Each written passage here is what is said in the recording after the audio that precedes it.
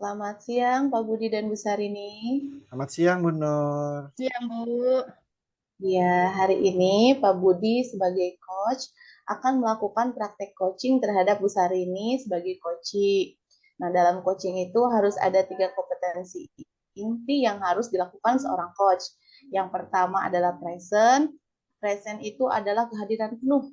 Yang kedua adalah mendengarkan aktif dari coach. Yang ketiga adalah melakukan pertanyaan yang berbobot. Ingat juga alur tirta yang terdiri dari tujuan, identifikasi masalah, rencana aksi, dan tanggung jawab. Nah, jadi alur tirta ini jangan sampai tidak dilakukan sama sekali ya ketika melakukan coaching. Seperti itu ya Pak Budi, Bu Tia, Ya, selamat melakukan coaching. Jadi permasalahannya, Bu Sarini seorang guru kelas 1 di SD Cikampek Selatan 1. Bu Sarini mendapatkan teguran dari pengawas karena pada saat melakukan supervisi ke kelas, Bu Sarini menghubungi Pak Budi selaku coach untuk membantu menemukan solusi terbaik bagi masalahnya. Silahkan. Oke, selamat siang, Bu Sarini. Apa kabar? selamat siang juga, Pak Budi. Bapak gimana kabarnya?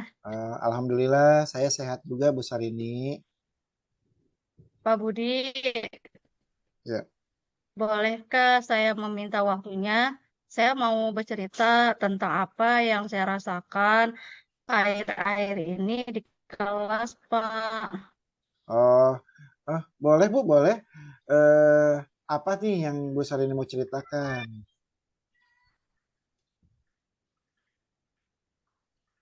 Begini, Pak Budi, saya mau berbincang tentang masalah saya. Apakah Pak Budi bisa membantu saya? Oh, dengan senang hati, Bu. Kira-kira apa nih yang bisa saya bantu untuk Bu Sarini?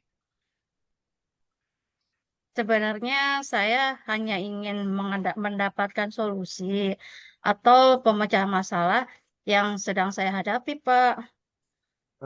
Masalahnya apa, Bu Sarini? Coba Ibu ceritakan apa yang Ibu rasakan. Semoga saya bisa membantu ya.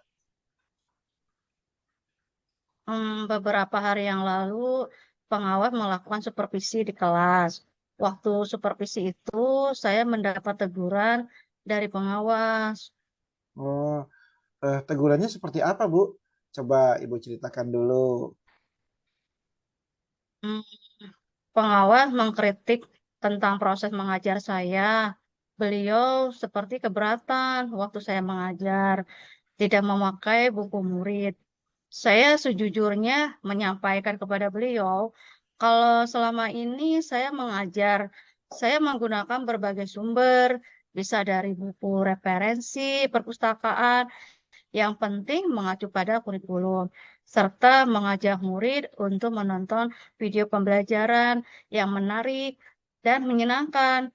Ketika saya sampaikan seperti itu, beliau tidak menerima alasan saya, Pak.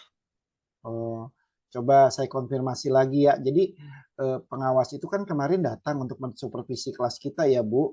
Dan pada waktu dia mensupervisi Ibu sedang mengajar, dia itu nggak mendapatkan Ibu mengajar memakai buku pegangan siswa gitu ya, buku murid ya. Jadi dia menegur Ibu seperti itu ya, Bu. Lalu nih kalau saya boleh tahu, kenapa Ibu nggak pakai buku murid, Bu? Menurut saya, sumber belajar yang saya gunakan ini sudah memudahkan murid. Murid juga termotivasi dan sumber belajarnya pun mengacu pada kurikulum. Oh, begitu ya. Kalau boleh tahu, Ibu menggunakan sumber belajar apa aja, Bu, di kelas nih, Bu? Saya biasa menggunakan buku murid yang ada di perpustakaan. Oh, jadi buku murid yang lain, jadi bukan buku murid yang biasa kita pakai ya, tapi buku yang ada di perpustakaan. Selain itu, adakah sumber belajar Ibu selain buku-buku itu, Bu? Hmm, Menurut saya, sumber belajar yang saya gunakan ini sudah memudahkan murid. Murid juga termotivasi dan mengacu pada kurikulum. Oh, sebenarnya sih sudah bagus ya yang Ibu lakukan. Kalau saya boleh tahu, Bu, bagaimana sih hasilnya Ibu mengajar menggunakan sumber belajar tersebut? Seperti kita ketahui ya, karakter murid kan beda-beda ya, Bu. Cara belajarnya pun beda-beda. Jadi, mungkin untuk itulah buku murid ini diselenggarakan atau dipersiapkan untuk di sekolah gitu loh, Bu.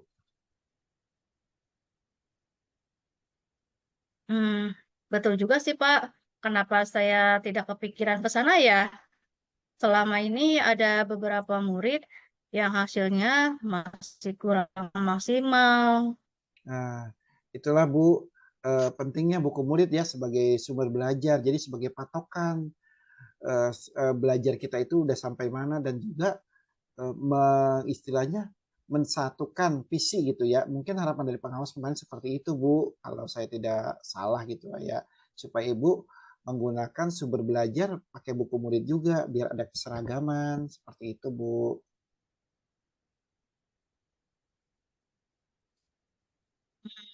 Saya pikir ada benarnya juga ya, Pak Budi. Nah, setelah Ibu bercerita nih, gimana sekarang perasaan Ibu Tia nih? Hmm, Terus terang, beberapa hari ini saya merasa kurang nyaman, saya menjadi resah, dan di rumah kepikiran terus dengan masalah ini. Akibatnya pekerjaan lain jadi agak terbengkalai, Pak. Hmm, begitu ya. Jika saya bisa simpulkan sih ya Bu, eh,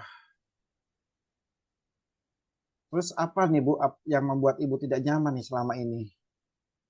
Hmm, Sebetulnya yang membuat saya resah dan tidak nyaman itu karena Bapak pengawas menyampaikan hal tersebut kepada kepala sekolah kita. Saya takut nanti akan jadi masalah di kemudian hari, Pak. Oh, kalau saya boleh konfirmasi, jadi selain menegur Ibu, dia juga menyampaikan kepada kepala sekolah gitu ya, jadi kepikiran ya, begitu ya. Nah, menurut saya sih kalau eh, itu karena itu jadi Ibu ditegur, jadi Ibu merasa tidak nyaman gitu ya. Jadi Ibu beri argumen, pengawasnya jadi tersinggung. Begitu maksudnya kali ya, Bu? Iya, Pak. Kira-kira saya akan dipanggil dan ditegur kepala sekolah atau tidak ya, Pak Budi? Kalau menurut saya sih kalau nanti misalnya dipanggil, Ibu bisa refleksi gitu ya dan mempersiapkan diri untuk pertanyaan-pertanyaan kepala sekolah. Ya dijelaskan aja sama Pak Kepala Sekolah masalahnya yang terjadi seperti apa dan juga argumen-argumen yang tadi Ibu sampaikan itu sebenarnya sudah bagus. Pasti beliau akan menyampaikan hal positif nantinya kepada pengawas gitu supaya Ibu juga tambah semangat lah dalam mengajar. Ya, mudah-mudahan ya, Pak, ya, Pak Budi. Ya, mudah-mudahan seperti itu. Coba dari apa yang Ibu sudah sampaikan, Ibu punya rencana apa nih ke depannya? Hmm, saya berniat menemui beliau untuk membicarakan hal ini. Mungkin beliau akan memberikan solusi. Iya, jadi menemui kepala sekolah gitu ya Bu ya solusinya. Terus adakah hal lain yang bisa Ibu lakukan nih selain itu? Saya juga akan menemui pengawas dan saya akan meminta maaf kepada beliau. Kemudian terkait proses belajar, ke depannya saya juga akan menggunakan buku tes dan meminta saran kepada pengawas bagaimana menjalankan proses belajar mengajar yang baik. Ya, bagus sekali Bu. Terus gimana dengan proses belajar mengajar Ibu selanjutnya? Setelah ini saya akan memakai buku tes untuk sumber belajar utama, walaupun nanti sumber belajar yang kemarin akan saya terapkan juga karena murid sudah merasa nyaman dengan cara tersebut, Pak. Iya, jadi cara mengajar itu sudah bagus dengan menggunakan berbagai sumber ya. Cuma Ibu akan memakai buku teks itu ya, buku pegangan siswa ini sebagai patokan Ibu. Jadi langkah Ibu yang udah Ibu ambil ini tepat Bu. Saya setuju nih dengan ide Ibu. Idenya bagus ya Bu. Syukurlah ya, sekarang saya merasa lega karena jujur saya takut mengambil langkah dalam menyelesaikan ini. Apalagi sudah berurusan dengan atasan kita. Agak khawatir, takutnya yang salah langkah, Pak. Iya, benar juga ya Bu ya. Kalau saya boleh tahu nih Bu, kapan Ibu mulai rencana rencana tersebut Bu? Rencana Ibu menggunakan buku teks yang dipadukan dengan sumber belajar yang lain itu Bu. Eh, Mulai pembelajaran, saya mulai minggu depan, Pak. Bagus sekali ya Bu. Jadi gercep lah ya, nggak usah nunggu-nunggu waktu lagi.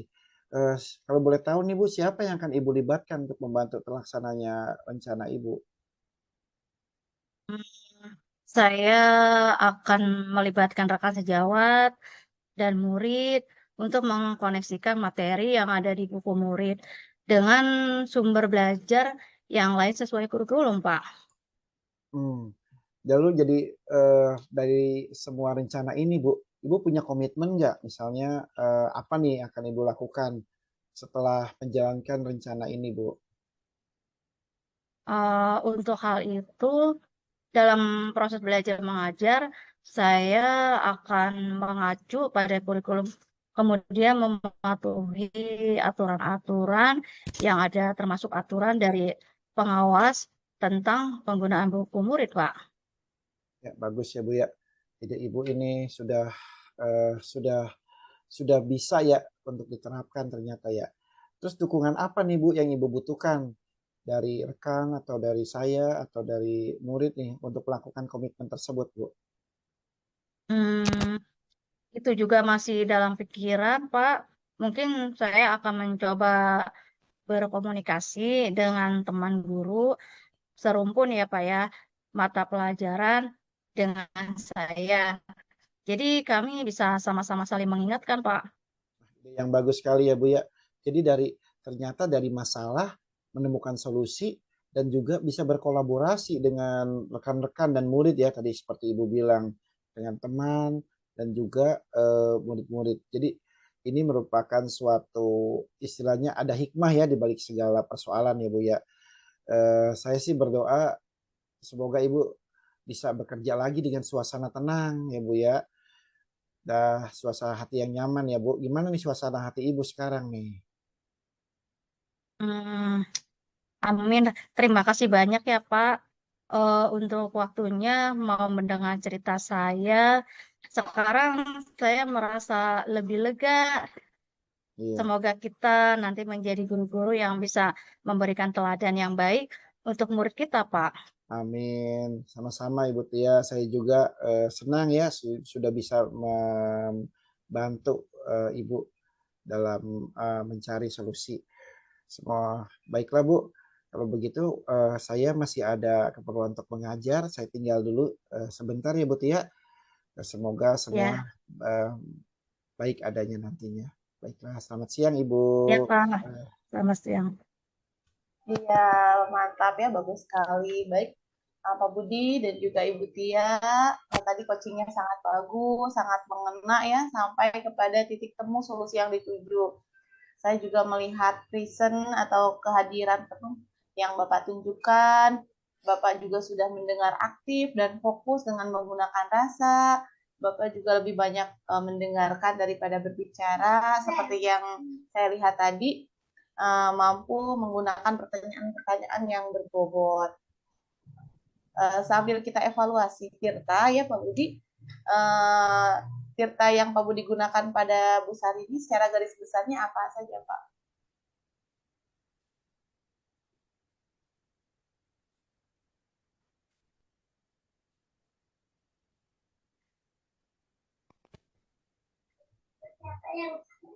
Pak Budi maaf, suaranya tidak terdengar.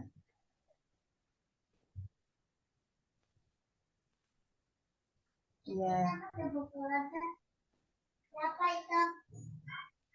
ya. Tujuan, identifikasi, rencana aksi dan tanggung jawab.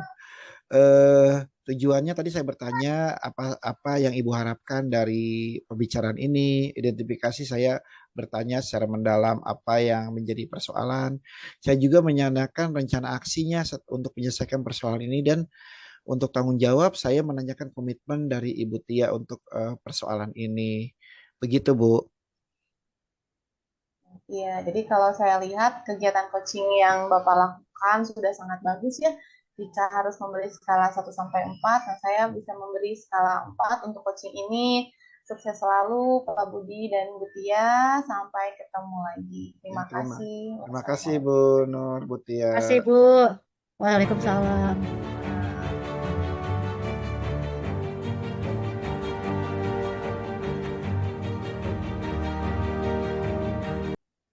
Selamat siang, Bu Nur Akida dan Pak Budi. Selamat Hari siang ini Bu. Bu Nur Akida sebagai coach akan melakukan praktek coaching terhadap Pak Budi sebagai coaching. Dalam coaching itu harus ada 3 kompetensi inti yang harus dilakukan seorang coach. Yang pertama adalah present. Present itu adalah kehadiran penuh. Yang kedua adalah mendengarkan aktif dari coaching. Yang ketiga adalah melakukan pertanyaan yang berbobot. Ingat juga alur cerita yang terdiri dari tujuan, identifikasi, masalah, rencana aksi, dan tanggung jawab. Jadi, alur cerita ini jangan sampai tidak dilakukan sama sekali ya ketika melakukan coaching. Seperti itu ya, Bu. Selamat melakukan coaching. Permasalahannya, Pak Budi seorang guru bahasa Inggris di kelas 5. Di sekolah mempunyai masalah tentang kurangnya antusias murid-murid yang beliau ajar. Hal ini terlihat dari kurang aktif anak-anak di kelasnya. Kemudian pengumpulan tugas yang hanya 50% dari jumlah murid-muridnya dalam satu kelas. Pak Budi ingin berdiskusi dengan solusi terbaik untuk masalahnya. Silakan Pak Budi dan Baik, Bu Nur. selamat siang Pak Budi. Apa kabar? Eh, Selamat siang juga Bu Nur. Eh, Sehat Bu Nur kabar saya. Bu Nur gimana kabarnya?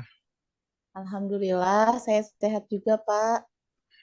Begini Bu Nur, maaf nih ya, boleh saya minta waktunya Ibu?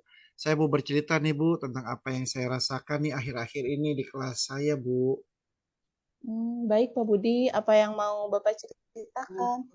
Jadi begini Bu, akhir-akhir ini saya merasa murid-murid di kelas yang saya ajar nih kurang antusias Bu, dalam menerima pelajaran dari saya. Selain itu jumlah murid yang mengerjakan tugas juga cuma 50% Bu dari tiap tiap kelas gitu. Jadi keganggu nih saya pemikiran saya nih Bu, begitu. Mm. Jadi menurut Pak Budi, apa nih yang Bapak harapkan dari obrolan kita hari ini? Saya sih ngarepin solusi atas permasalahan saya tentang antusiasme murid-murid yang saya ajar nih Bu. Mm. Nah, menurut Pak Budi, hal apa saja yang bisa membuat murid-murid Bapak kurang antusias dalam pembelajaran bersama Bapak? Kalau saya ingat hal yang menyebabkan murid saya kurang antusias itu yang pertama pembelajaran saya kayaknya monoton deh Bu. Membosankan gitu. Saya terlalu dominan tuh dalam berbicara, bercerita depan murid-murid saya. Jadi saya tidak memberi kesempatan mereka untuk berpendapat aktif gitu. Jadi udah habis saja waktu dengan banyaknya saya berbicara. Mungkin seperti itu, Bu. Oh, begitu ya, Pak. Kira-kira apa saja yang dapat membuat murid Bapak antusias dalam belajar ya, Pak ya?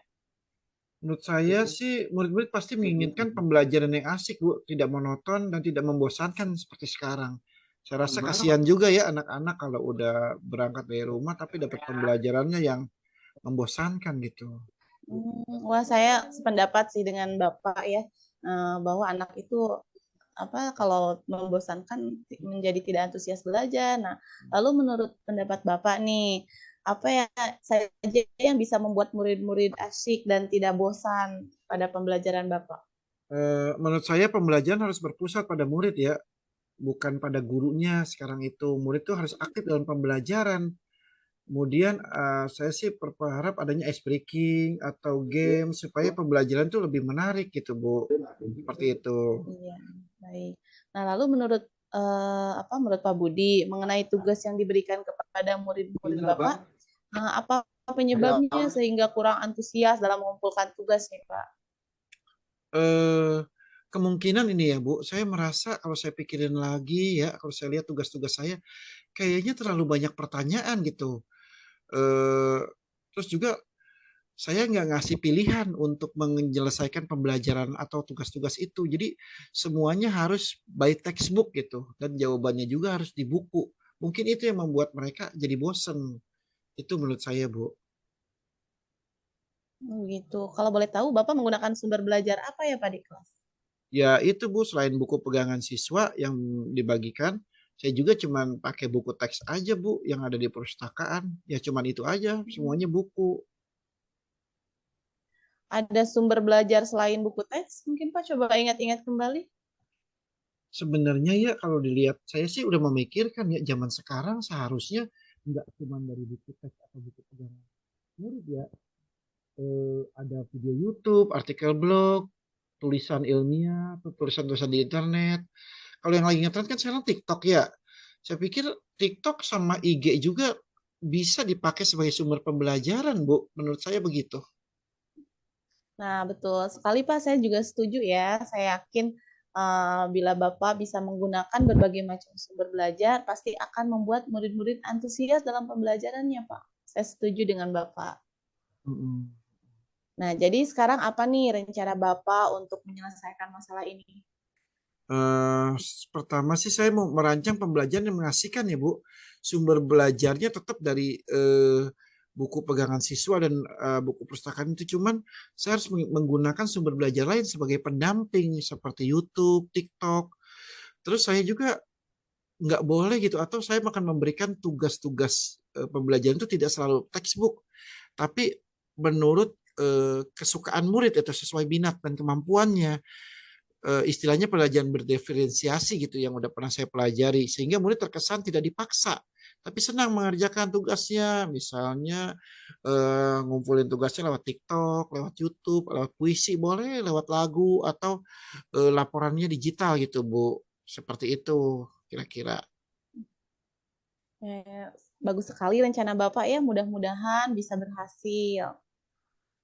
Kapan nih Bapak bisa mulai em, rencana yang telah Bapak rancang ini? Saya sekarang berantusias sekali, Bu. Jadi saya akan pakai minggu depan di kelas pertama saya, Bu. Oke, Gitu. terus siapa yang bisa Bapak libatkan untuk membantu terlaksananya rencana yang Bapak sudah sudah susun itu, Pak? eh saya sih akan melibatkan murid-murid ya yang punya prestasi menonjol di kelas. Jadi anak-anak ini yang punya prestasi menonjol saya akan libatkan untuk mencari materi-materi apa gitu yang kira-kira menyenangkan buat anak-anak. Dan juga saya juga kan kurang ngerti IT, Bu. Saya nanti akan minta bantuan ke Pak Ade ya sebagai ahli IT ini untuk bagaimana mendownload sumber belajar di TikTok atau di YouTube gitu ya, untuk saya sampaikan di kelas nantinya dalam bentuk multimedia gitu supaya belajar menarik dan menyenangkan begitu, Bu. Bu Nur. Sangat, oh iya sangat hebat sekali Pak. Nah, kemudian apa komitmen Bapak nih terhadap rencana Bapak? Apa ya? Saya sih berkomitmen ya untuk selalu membuat rencana pembelajaran yang mengasihkan gitu, Bu, dengan menggunakan sumber belajar untuk eksplorasi materi sehingga murid-murid saya dapat melaksanakan apa yang disebut merdeka belajar, dan saya akan membuat murid-murid saya itu senang untuk kegiatan eksplorasi materi karena kan sekarang materi yang ada di pikiran saya itu banyak gitu loh. Jadi sekarang penuh dengan kaya dan ide gitu. Jadi anak-anak itu belajar tanpa ada paksaan. Akan saya serahkan sumber pembelajaran itu pada murid. Jadi murid nanti akan tugas, kamu nyari materi apa nih minggu depan. Ayo kita padukan dengan buku ajar. Seperti itu, Bu, kira-kira. Oke, wah bagus sekali ya rencana Bapak ini. Hmm. Mudah-mudahan semua berjalan lancar ya Pak, sesuai dengan yang diharapkan. Nah, kemudian bagaimana nih dengan suasana hati Bapak sekarang? Nah, kalau saya lihat tadi bingung, Hmm. nah sekarang gimana nih perasaannya? Ya, terima kasih nih Bu Nur, waktunya untuk sharing ya. Saya jadi terbuka cakrawala pemikiran saya. Jadi terbuka ide-ide saya yang tertutup ya. Ternyata ada solusinya kalau kita berkolaborasi, termasuk berbagi cerita ya dengan Bu Nur nih. Mudah-mudahan aja ya kita itu jadi guru yang selalu dirindukan sama murid-murid kita ya, Bu. Terima kasih juga untuk kesediaan Ibu mendengar segala permasalahan saya. Terima kasih ya Bu Nur. Ya, Baik, amin ya rabbal alamin. Sama-sama Pak Budi, sangat luar biasa sekali. Ya, baik Bu Nur. Terima kasih tadi coachingnya sangat bagus dan sangat mengena sampai kepada titik temu solusi yang dituju. Saya melihat present kehadiran penuh yang Ibu tunjukkan. Ibu sudah mendengar aktif dan fokus dengan menggunakan rasa. Dan Ibu lebih banyak mendengarkan daripada pembicaraan. Seperti yang tadi saya lihat, tadi juga mampu menggunakan pertanyaan-pertanyaan yang berbobot sambil kita evaluasi pada Pak Budi secara garis besarnya.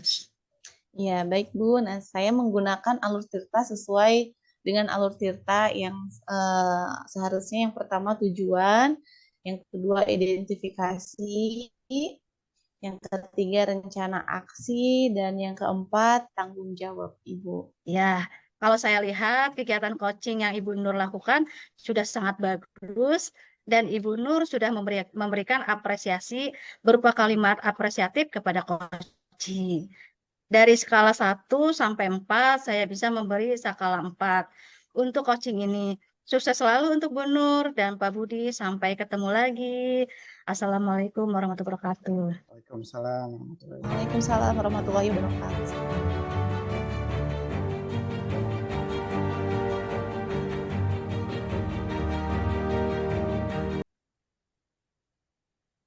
Oke, selamat siang Ibu Tia dan Ibu Nur Akidah. Selamat siang juga. Iya, Pak. Oke, siang ini Ibu Tia sebagai coach akan melakukan praktek coaching terhadap Ibu Nur Akidah sebagai coachee. Nah, saya ingatkan lagi, dalam coaching ini harus ada 3 kompetensi inti yang harus dilakukan oleh seorang coach ya. Yang pertama presence, yaitu kehadiran penuh dari Ibu Tia. Yang kedua, mendengarkan secara aktif dari coachee. Dan yang ketiga, Ibu Tia sebagai seorang coach harus melakukan pertanyaan yang berbobot. Ingat juga alur tirta yang akan kita pakai di dalam proses coaching ini, yaitu meliputi tujuan, identifikasi masalah, rencana aksi, dan tanggung jawab. Jadi alur tirta ini jangan sampai tidak dilakukan sama sekali ya Bu ketika melakukan proses coaching ini. Baik, selamat melakukan proses coaching. Mari saya bacakan permasalahannya. Ibu Nur Akidah ini sebagai seorang guru PAI, Pendidikan Agama Islam di sekolah, mempunyai masalah terkait beberapa murid di kelas yang beliau ajar. Masalahnya itu yaitu murid-muridnya ini kurang memperhatikan pembelajarannya. Hal ini terlihat dari beberapa anak yang hanya asik berlari dan bercanda. Bahkan ada yang berantem dengan temannya. Kemudian pengumpulan tugas pun tidak dikerjakan. Bu Nur Akidah ingin berdiskusi dengan Ibu Tia tentang solusi terbaik untuk masalahnya. Mari saya persilakan Ibu Tia dan Ibu Nur Akidah. Baik, Pak. Selamat siang, Bu Nur Akidah. Apa kabar? Selamat siang Bu Syahrini. Sehat Bu. Ibu gimana kabarnya? Alhamdulillah, saya sehat juga. Ibu, bolehkah saya meminta waktunya? Saya mau cerita nih tentang apa yang saya rasakan akhir-akhir ini di kelas, Bu. Oh, baik, Bu Nur. Apa yang mau Ibu ceritakan? Begini, Bu, akhir ini ada beberapa murid di kelas yang saya ajar itu kurang memperhatikan pembelajaran dari saya, Bu. Hal ini bisa terlihat dari beberapa anak yang hanya asik berlari dan bercanda sampai berantem dengan temannya. Kemudian pengumpulan tugas juga tidak dikerjakan, Bu. Jadi menurut Bu Nur Akidah, apa yang Ibu harapkan dari obrolan kita hari ini, Bu? Nah, jadi saya mengharapkan solusi atas permasalahan saya tentang perhatian beberapa murid yang saya ajar, Bu. Menurut Ibu Nur Akidah, hal apa saja yang membuat beberapa murid Ibu kurang memperhatikan dalam pembelajaran bersama Ibu? Kalau saya ingat kembali, hal yang menyebabkan beberapa murid saya kurang antusias itu, yang pertama, murid itu belum lancar membaca dan menulis, Bu. Nah, sehingga ketika pembelajaran berlangsung, mereka ketinggalan dan jadi tidak memperhatikan. Nah, jadi mereka malah berlarian dan menggoda murid-murid yang lain. Dan juga pembelajaran saya sepertinya kurang memperhatikan kebutuhan murid yang berbeda-beda. Saya memberikan pelajaran yang sama dan metode yang sama terhadap semua murid di kelas, Bu. Begitu, Bu. Kira-kira apa saja yang dapat membuat murid Ibu memperhatikan pembelajaran Ibu dengan baik dan juga mengerjakan tugas? Kalau menurut saya, murid-murid itu perlu pembelajaran yang berdiferensiasi mungkin, Bu. Saya baru ingat. Nah, saya juga perlu memetakan kemampuan gaya belajar murid yang berbeda-beda dan memberikan pelajaran sesuai tingkat kebutuhan dan sesuai dengan gaya belajarnya.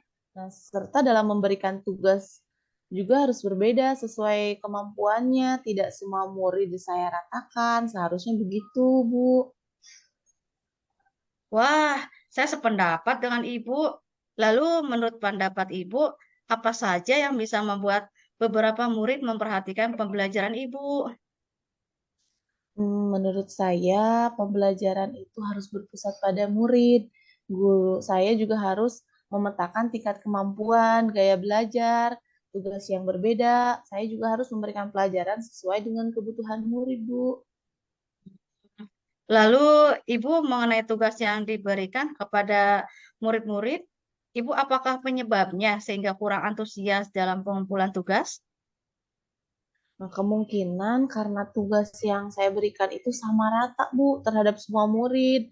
Nah, jadi murid yang yang kurang baca dan menulisnya tentunya sulit dalam mengerjakan tugas yang saya berikan karena soalnya saya ratakan, Bu. Kalau boleh tahu, Ibu menggunakan pembelajaran berdiferensiasi belum? Selama ini belum, Bu. Menurut Ibu, perlu tidak pemetaan, kemudian baru menyusun langkah-langkah, dan baru memutuskan sumber dan juga asesmen? Perlu, Bu. Sebenarnya selama ini saya itu memang kurang memperhatikan perbedaan kebutuhan pelajar pada murid, Bu. Saya sama ratakan semua, Bu. Nah, adakah cara atau langkah-langkah agar Ibu dapat melakukan pembelajaran sesuai dengan kebutuhan murid yang berbeda? Saya baru ingat, Bu, kemarin itu saya sudah belajar tentang pembelajaran berdiferensiasi, Bu. Dengan langkah-langkahnya ada 3. Yang pertama, pemetaan, meliputi berbagai unsur yang terdiri dari gaya belajar, tentunya nama lengkap, tipe kecerdasan majemuk, serta beragam lingkungan belajar peserta didik. Yang kedua, melakukan penyusunan media langkah pembelajaran berdiferensiasi, misalnya jenis diferensiasi yang digunakan, yakni dari aspek proses dan produk. Sehingga beberapa kegiatan dasar yang disusun, yakni kegiatan pendahuluan, inti, dan juga kegiatan penutup. Nah, baru yang ketiga, memutuskan sumber belajar terpercaya dan penyusunan asesmen, Bu. Ah, Nah, betul sekali, Ibu. Saya yakin ya sekali bila Ibu bisa menggunakan pembelajaran berdiferensiasi yang sesuai dengan kebutuhan murid, pasti akan membuat beberapa murid yang tidak memperhatikan pelajaran menjadi memperhatikan pelajaran dan mengerjakan tugas dengan baik. Jadi sekarang apa rencana Ibu untuk menyelesaikan masalah ini? Nah, setelah saya mengobrol sama ibu dan saya menemukan rencana, ya saya mulai menyusun rencana dan tindakan pembelajaran berdiferensiasi, Bu, dengan langkah-langkah yang sudah tadi saya bilang, yaitu pemetaan meliputi berbagai unsur yang terdiri dari gaya belajar, nama lengkapnya, tipe kecerdasan majmuk, serta beragam lingkungan belajar peserta didik. Kemudian yang kedua, melakukan penyusunan pada langkah pembelajaran berdiferensiasi. Misalnya jenis diferensiasi yang digunakan yakni dari aspek proses dan produk. Sehingga beberapa kegiatan dasar yang disusun, yakni kegiatan pendahuluan, inti, dan juga kegiatan penutup.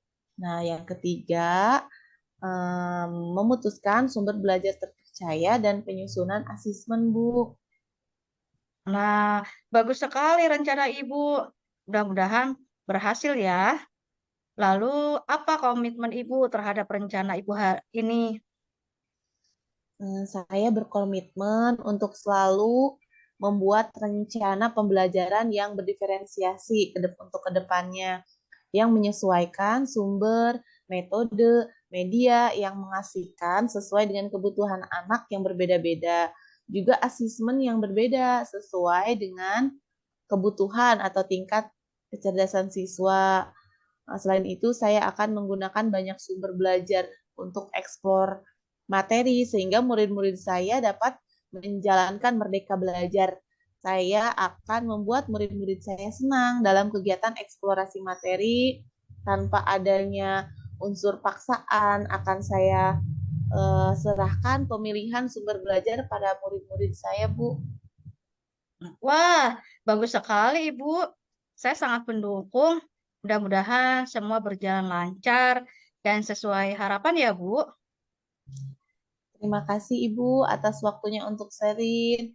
Saya menjadi plong Bu ya Iya, setelah melakukan coaching sama Ibu. Nah, mudah-mudahan kita bisa menjadi guru yang selalu dirindukan oleh murid-murid kita dan murid-murid kita mendapatkan pendidikan yang setinggi-tingginya Bu. Amin. ya. Amin.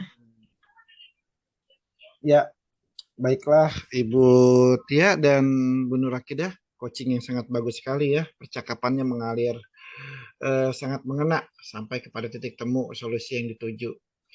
Saya juga lihat bagaimana Ibu Tia sebagai coach sudah menampilkan presence ya, kehadiran penuh.